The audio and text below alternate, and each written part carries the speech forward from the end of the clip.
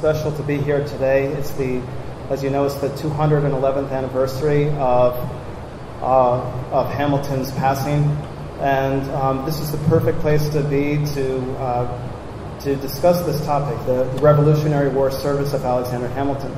So, as a lot of you know, Hamilton became an aide-de-camp to George Washington right here in this area. Hamilton participated in all of the winter cantonments of Washington in what became the state of New Jersey. So he was here at the winter headquarters in 1781. So part of our goal here is to raise awareness of Alexander Hamilton as Washington's aide-de-camp. And part of it is to give a reminder of the major role that New Jersey played in the American Revolution. So I come here from another country. I was born in Connecticut and lived in Massachusetts. And we, to be perfectly honest, when I was growing up, we really did not learn a lot about the role that New Jersey played. And the more I work with the AHA Society, the more I'm educated. So I really appreciate this opportunity. Just a reminder of a couple of things earlier today. I know a lot of you were here, were with us over in Somerville, and we went to the Wallace House, which was another site of a winter cantonment of Washington, where Hamilton was present. And afterwards, we'd like to invite you to come with us to Morristown Green to have a brief informal visit to the Arnold Tavern, which is the site of another early headquarters of Washington. And I just want to say before getting to Michael's book, Rand was mentioning how many books he read, and I know that a lot of people came to Hamilton as a result of Ron Chernow's book, and that was the same for my wife and myself. So there was this one lazy summer we started reading Chernow, and we couldn't put it down. We were reading out loud to each other, and it was just an amazing, brilliant book. And obviously, it was Chernow's book that was the inspiration for the musical Hamilton, which is having its debut tomorrow night on Broadway. Yay! So Chernow's book got a lot of people turned on to Hamilton. For those who found that book a little bit too long, Richard Brookhiser has a nice 220-page book, and that gives a very positive treatment of Hamilton. But neither book is perfect.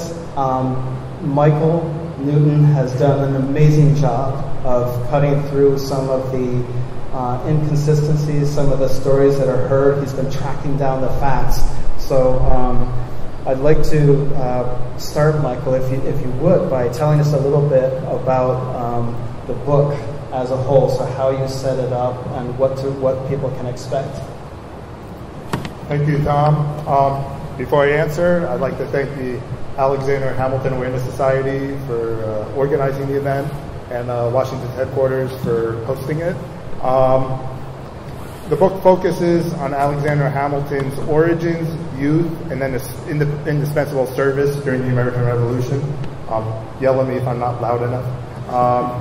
But instead of looking strictly chronologically, the book focuses on themes or topics, which enables me to go into more depth on each topic, and enables me to analyze those things which are uncertain.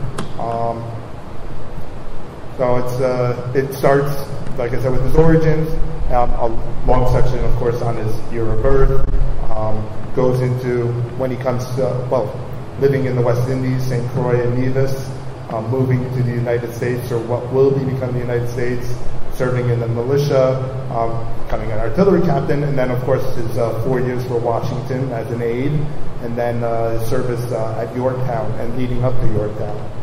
And then it ends at the beginning of 1782 when Hamilton's ready to make the transition from a soldier in the army to what he hopes is a civilian career. Okay. Thanks very much, Michael. Let's start at the beginning of Hamilton's military service. So, as you said, he joined a militia company at a very early point. So he was still a student at King's College, which later becomes Columbia University. So can you tell us a bit about some of what you discovered about this early service? Immediately after the battles of Lexington and Concord, which is April 19th, 1775, Alexander Hamilton joined the Militia Company. There's some debate, well, there was some debate over what year, over when exactly he started. Some people said it was much later. Some people actually said it was earlier. I'll go back to the beginning. So this militia company was called the Corsicans.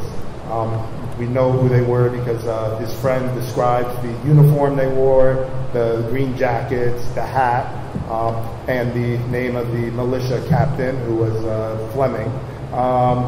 And then in June 1775, there's a list of individuals who are recommended for promotion from the militia if they create a regular army. And Alexander Hamilton appears on this list, which is interesting because firstly it proves that Hamilton was in the militia by June 1775. It also shows that not only was he in it, he must have been in it for some time to have impressed his superiors. And so then he gets this recommendation for promotions. This is June 1775. In August 1775, the British have ships in harbor. The New York government's afraid that the British are going to seize the cannon from the battery. Alexander Hamilton and a group of people led by John Lamb go down to the battery, rescue the cannon, take it up to City Hall, what will be City Hall Park, was then called the Commons. And then he serves in the militia. This is August 1775. Also in August 1775, Captain Fleming is recommended for promotion and is promoted to Deputy Adjutant General of the New York Division or whatever they called it. So he leaves the company. And so the company basically disbands or renames itself. And so in August 1775, the Corsicans disappear. And all of a sudden, there's a new company on the list, and it's the Hearts of Oak. And the Hearts of Oak are commanded, the captain is John Berrien, who was the lieutenant of the Corsicans. And the second lieutenant of the Corsicans was Frederick J., the younger brother of John J. He becomes the first lieutenant of the Hearts of Oak. So either the Corsicans dissolved and reformed themselves as the Hearts of Oak, or they changed their name from the Corsicans to the Hearts of Oak. This too was much debated over whether Hamilton was actually in the Corsicans, whether John C. Hamilton was wrong and there was no such thing as the Hearts of Oak. But it's clear that one became the other. And then he served in the militia until he was recommended for captaincy of the artillery company for New York, which is he takes over in March 1776. Okay. All right. Well, thanks for that. And so it was a little bit less than a year that he served in the militia, and then he's promoted to this position as head of the New York Artillery Company. And then could you say something about some of the engagements that he participated in? Well, that's a great and very difficult question to answer. Sorry. There's much debate over which battles Hamilton fought in. The first battle that Hamilton reportedly fought in, one biographer writes that Hamilton led the raid on the Sandy Hook Lighthouse in June 1776. The evidence for this is because in the St. Croix newspaper, there's a letter written to somebody in St. Croix, presumably to somebody in St. Croix, describing this raid. So he supposedly led the raid, not just participated, but led the raid, according to this biographer. Hamilton did not lead the raid on the Sandy Hook Lighthouse. The raid was led by Benjamin Tupper. The commander of artillery during that raid was a man named Jotham Drury. There was no evidence that Hamilton was involved in any way in this raid. So that's June 1776. Again, in June 1776, Henry Knox sends a letter to Washington describing where all the different artillery companies are located. Henry Knox was the commander of artillery. Hamilton at that time was located at the battery and at Fort George, which is immediately above it. So that places him there on July 12th, 1776. This is 3 days after they read the Declaration of Independence in New York. The British send ships up the Hudson River. The main ships were the Phoenix and the Rose. Most of the New York artillery and soldiers just stood watching the ships go by, and Washington was very mad about that. Alexander Hamilton's company went to their posts and fired at the ships. Unfortunately, one of their cannons exploded. Some of Hamilton's men died, and those men were buried in Bowling Green. So that's in July. In August, the British come over to Brooklyn. There's a famous battle of Long Island. Some call it the Battle of Brooklyn Heights. Some call it the Battle of Brooklyn. Some say Hamilton was involved in that. In fact, John C. Hamilton, Hamilton's son, said that Hamilton fought in that battle. It's not true. He did not fight. John C. Hamilton made a mistake based on a misreading of two sources. So after that, Hamilton is stationed in New York City. The rest of the Americans come over from Brooklyn to New York City. The British don't come in until September 15th. They land ships, land at about Kips Bay, which is around 42nd Street, try to cross Manhattan to cut off the Americans that were at the bottom of the island. Hamilton was at the bottom of the island. He was at a hill, which is turned into a fort called Fort Bunker Hill. Interestingly, afterwards, one of the British adjutant generals or deputies said that it was the best built fort the Americans had besides the Fort George and the Grand Battery. Hamilton is there. They're about to get trapped. Henry Knox refuses to leave. A young aide to Israel Putnam named Aaron Burr comes in, tells him to leave. There's some debate over exactly what happened. Did he order them to leave? Did he convince them to leave? So Hamilton and the rest of the men eventually do run away, go as close to the Hudson River to escape the British, and they make it to Harlem Heights. The Battle of Harlem Heights the next day, September 16th. Some say Hamilton fought in it. Again, there is no evidence, and the evidence suggests he did not. Then a few weeks later, they run up to White Plains. Again, people say Hamilton fought in it. John C. Hamilton, Washington Irving, both reported that Hamilton fought in this battle. Again, there's no evidence he fought in this battle. And if you look at which artillery did fight in the battle, it indicates that Hamilton did not. So unfortunately, so far it's like a lot of Hamilton not fighting. But then we go into New Jersey. And yes. And one of the first, so of course they're getting chased, they have to abandon Fort Lee, and then they're at the Raritan River at New Brunswick. And the British are on one side of the river, and the Americans are on the other. And an artillery battle ensues. The Americans hold off the British.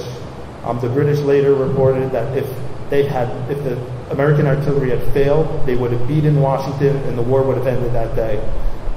Eyewitnesses put Hamilton in the middle of that fight. Then, of course, they run through New Jersey, they run into Pennsylvania, they come back, the famous Christmas attack on Trenton. And again, there is no evidence Hamilton fought in it, but you can look at how many troops came over, how much artillery came over, and it would strongly suggest that Hamilton fought in that battle. A week later, so the Americans win that battle, they go back to Pennsylvania. They come back a week later. There's another battle in Trenton. Some people call it the Battle of Assunpink Creek, which is the creek that runs through Trenton. Eyewitnesses put Hamilton in that, eyewitnesses don't put Hamilton in the battle. Eyewitnesses put the entire army at that battle with the whole artillery. So if the entire army and all the artillery was in that battle, we must assume that Hamilton was in that battle. Then the bulk of the army sneaks away and goes up and wins at Princeton. They leave 500 men at Assunpink Creek to, as one person put, to entertain the British. So we don't know if Hamilton went to Princeton. We don't know if he stayed at Assunpink Creek. It's generally acknowledged, and it is true, that Hamilton did not fire a cannonball at Nassau Hall. he did not shoot off the head of the portrait of King George. There were eyewitnesses who say, how many, cannons were fired, and Hamilton was not among them.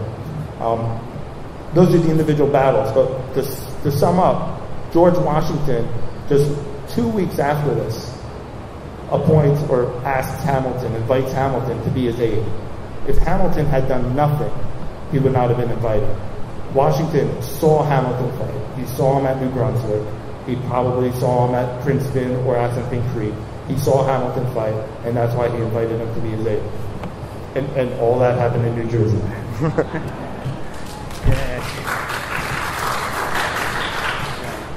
Michael, you did two things to me simultaneously. You broke my heart because there's some really good myths about Hamilton that I would love to see maintained. And then, but it's important what you said about his heroism and his great deeds that brought him to the attention of Washington. So now we're moving into a new phase. So we go from militia member to artillery captain, and then to aide-de-camp. So can you say something a little bit more about the circumstances of how he became an aide, and then what some of his daily responsibilities were? Did you want to know about how he became an aide? If you want to go into more detail about that, yeah. Well, so the long remaining question of how Washington first met Hamilton. And unfortunately the answer is we still don't know. It's interesting, Washington was in Elizabethtown, passing through in September 1773 while Hamilton was there. Did they meet? Who knows? Washington then marched into New York on his way to Boston in 1775. All the militia came out to greet him. Hamilton was in the militia, so Hamilton was there. Did they meet at the time? Who knows? Some say that Nathaniel Greene met Hamilton in the summer of 1776 and then introduced him to Washington. Again, there's no evidence. Hamilton delivered information to headquarters about a treasonous plot against the Americans. Hamilton delivered that information. Did he give it to Washington? Did he just drop it off? We don't know. Some say Henry Knox introduced him. Some say that they met at Harlem Heights. Some said they met at the Raritan River. Unfortunately, we just don't know when they first met. Would be when if I had a time machine, that would be one of the things I would go check up on. But concerning Hamilton's job as aide-de-camp, the primary job of an aide was to write letters. Washington sent thousands and thousands of letters during the war. He had, at any one time, up to 6 or 7 aides or secretaries. He constantly, before Hamilton joined, he constantly complained that he didn't have enough people to help him with his work. Of course, then Hamilton came along. A couple of other people joined as well. Washington's complaints stopped. It's interesting, I did find more complaints later, but it just happened to be at a time when Hamilton was away. And then years later, there were more complaints, but that was also when Hamilton was away. But if Hamilton just wrote letters, we wouldn't know who Alexander Hamilton was. Hamilton became one of Washington's chief military advisors.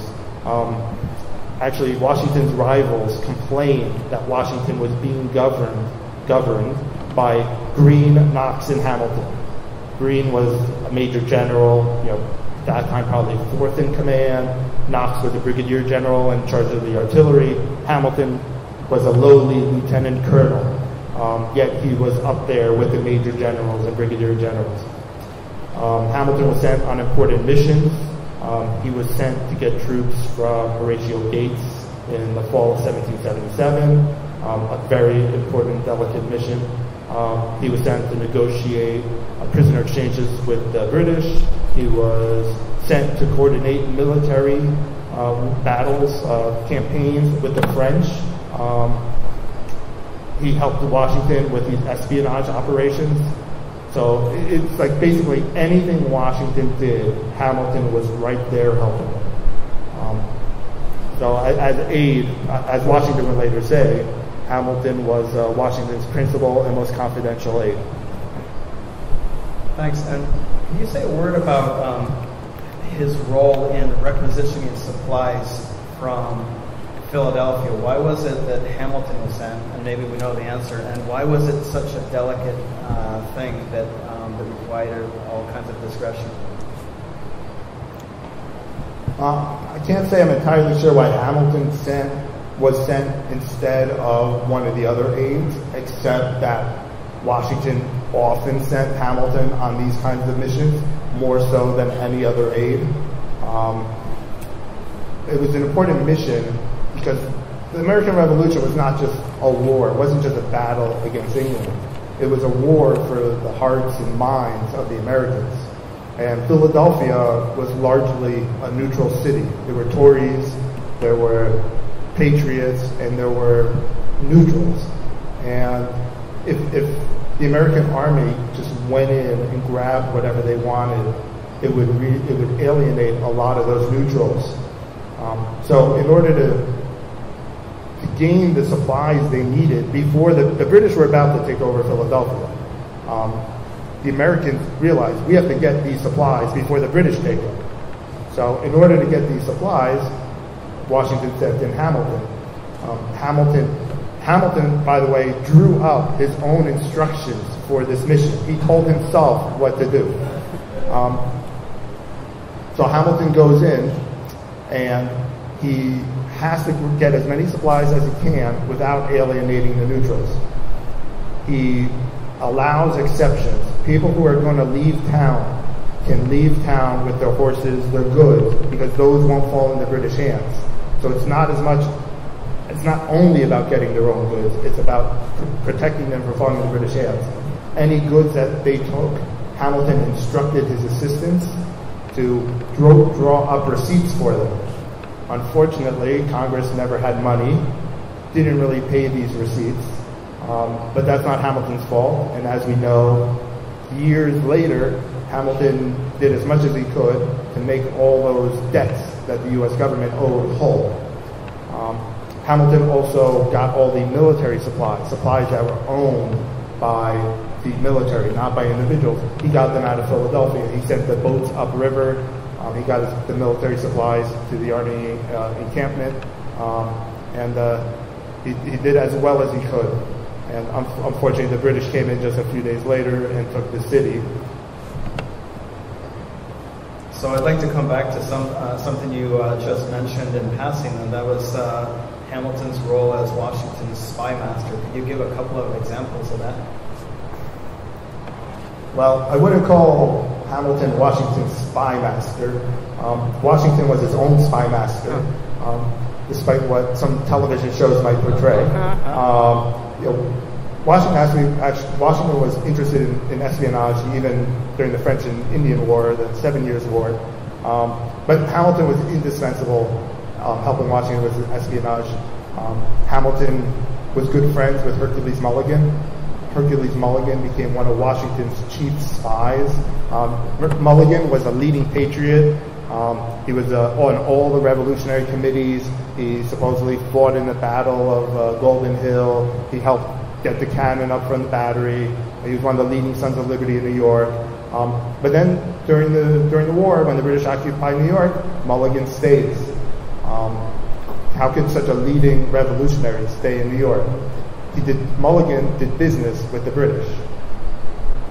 A lot of people thought Mulligan had switched sides. Most likely, obviously he didn't switch sides because he was spying for Washington. He pretended to befriend the British, sell to them in order to spy on them. Mulligan sent a number of critical pieces of intelligence over to Washington. With espionage, it's impossible to tell what really happened because all this is hidden. But we do know that Mulligan spied for Washington, and Hamilton, as his friend, either encouraged him in it, got him to join into it, and certainly handled much of that communication. Another spy for Washington, very interesting, is James Rivington, who was the Tory newspaperman. He criticized, attacked, disparaged Washington and all the Americans to no end in his newspaper. Yet he was spying on the British. and giving the information to the Americans. For those who don't know, Alexander Hamilton wrote a full vindication of the measures of Congress and The Farmer Refuted. Those were both published by James Rivington. Hamilton then wrote one essay published in 2 parts, his remarks on the Quebec Bill. Those were published in Rivington's newspaper. So again, Hamilton had a relationship with James Rivington. Rivington ended up becoming a very valuable spy for Washington. In general, on spying, it has been said in many books that Washington didn't let his aides know who the spies were. This is not true. There are letters written by Hamilton where he writes the names of these spies. And I'll give one example of this. There's a letter Hamilton drafted where he writes out the name of a spy. If I remember correctly, it was Elijah Hunter. Washington then crosses out the names, and in the final draft, it just becomes E, long underscore, H, long underscore, because Washington didn't want the name getting out there in case the letter was intercepted or whatever other reason. But Hamilton knew who the spy was. Hamilton knew most of these spies. I mean, maybe not personally, but he knew their names, he knew their locations. There are many examples of this. To give one example of a great espionage story, which is really Hamilton, Elias Dayton received intelligence in July 1780 that the British were planning an attack up on Rhode Island. Dayton, who's in Elizabethtown, Elias Dayton from Elizabethtown, friends with Alexander Hamilton, who went to school in Elizabethtown. Elias Dayton sends the intelligence to headquarters. Washington is not there.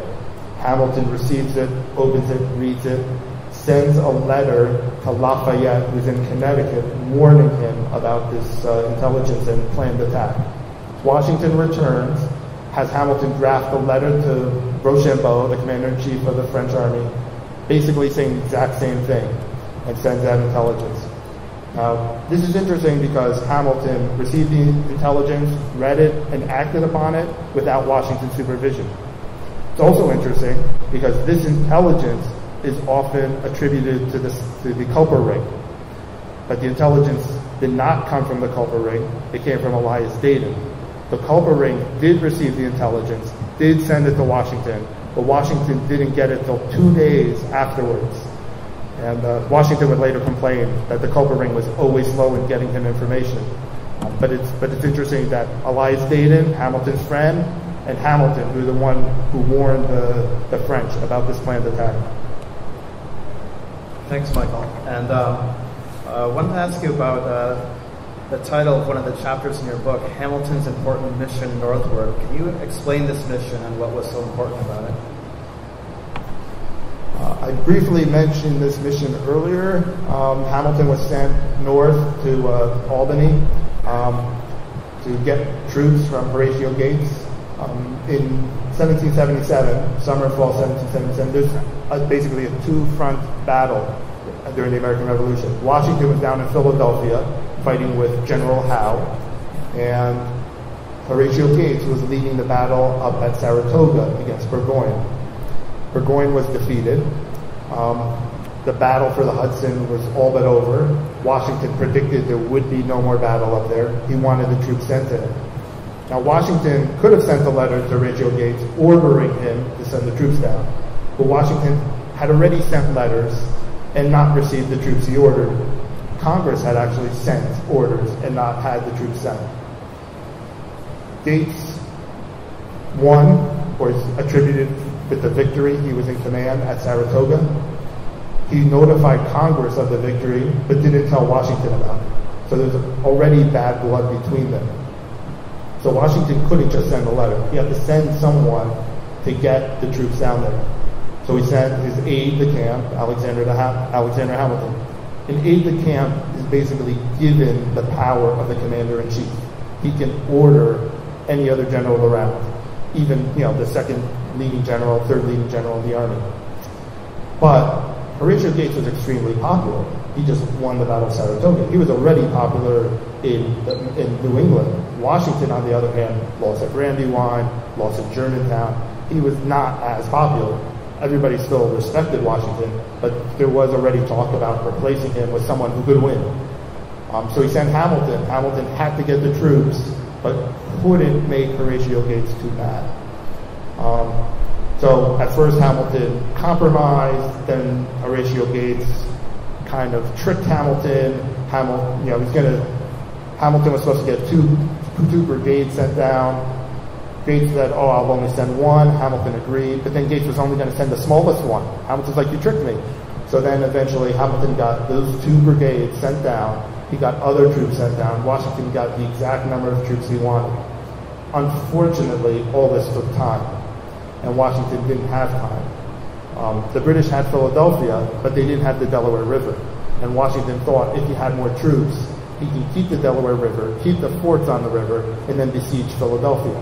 But because Gates and also Israel Putnam delayed too much, they lost the opportunity. The British took the Delaware, and Philadelphia was lost. Okay, let's see, where should we go to now? Prisoner exchange? Whatever you want. I don't know. All right, sure. So on several occasions, Alexander Hamilton served as a commissioner for prisoner exchanges. And can you say something about his activities during those exchanges? Yeah, that's great because we just talked about prisoner exchanges at the Wallace House because when the Army moved into the Wallace House, when Washington moved into the Wallace House, Hamilton wasn't there because he was too busy negotiating with the British to exchange prisoners. These prisoner exchange negotiations were not about specific prisoners. They were trying to form what were called cartels, which were general agreements. So a general agreement would be, okay, you have a major general, we have a major general, we'll just trade them. You don't have to talk about it. Well, we have a major general, you have X number of brigadier generals. Well, X number of brigadier generals equal X number of major generals, we'll trade them. And they work their way down the list. How much is a sergeant worth? How much is a colonel worth? So these were the prisoner exchange negotiations. Hamilton was involved in them basically for almost the 4 years he was with Washington. Prisoner exchange negotiations never went through. The British refused to recognize American sovereignty. If they were to make a general agreement, a cartel, which is almost like a treaty, it would be a way of acknowledging American sovereignty. They couldn't do that. So they would negotiate on individual soldiers or generals. They would sometimes negotiate with states, which of course Washington and the Congress were very mad about, but they would not negotiate, or they would never come to terms with the American country, the nation as a whole. Hamilton drew up many of these agreements. He was involved in many negotiations, drew up many agreements. He even agreed at times with the other negotiators, with the British negotiators, but then whoever was the British commander at the time, like Henry Clinton, he would revoke it. So Hamilton did his job. He did his job well. He succeeded, but the powers that were above him never let them go through. Thanks, Michael. And it seems like we have time for about one more question, so I'm going to skip ahead to towards the end of the war. So one of the things that Hamilton became famous for, one of his most heroic actions was storming Redoubt Number 10 at the Battle of Yorktown in October of 1781. So can you explain why this moment was so pivotal in the war and why it was so important for Hamilton personally? Well, the American Army and the French Army are besieging the British at Yorktown. Americans have like 14,000 troops. British have around 8. There's also Hessians and Loyalists. There's no doubt the siege would have succeeded if they had enough time. Washington was worried that the British would send more troops. In addition to Washington besieging Yorktown, the French were blockading the Chesapeake Bay. The British were expected to send more ships down from New York. More ships were expected from Europe, and they were expected any day. So winning this battle, this siege, as quickly as possible was important. The entire town was surrounded. There's the water and then the land. The entire land was surrounded. There were just 2 redoubts left to take before they can get close enough so they can barrage the British with cannon and force them into submission. The one on the right, on the American right, Redoubt 10, was the French were going to attack Redoubt 9, the Americans were going to attack Redoubt 10. The only question was who would lead the assault on Redoubt 10. It's very interesting because the French were given Redoubt 9, Lafayette, another Frenchman, was given Redoubt 10. Lafayette then, according to most sources, gave command of the actual assault to his former aide, Lieutenant Colonel Gimat. I don't know if I'm pronouncing that right. It's French. But so here he is giving command of the assault to another Frenchman. And the Americans, Hamilton of course was upset because he thought it was his turn. The Americans were probably all upset because here you have the French attacking one redoubt, the French leading the attack on the American redoubt. Where were the Americans going to get credit? So Hamilton demanded that he be given command of that assault. He argued that it was his tour of duty, and he argued that he was the senior commander.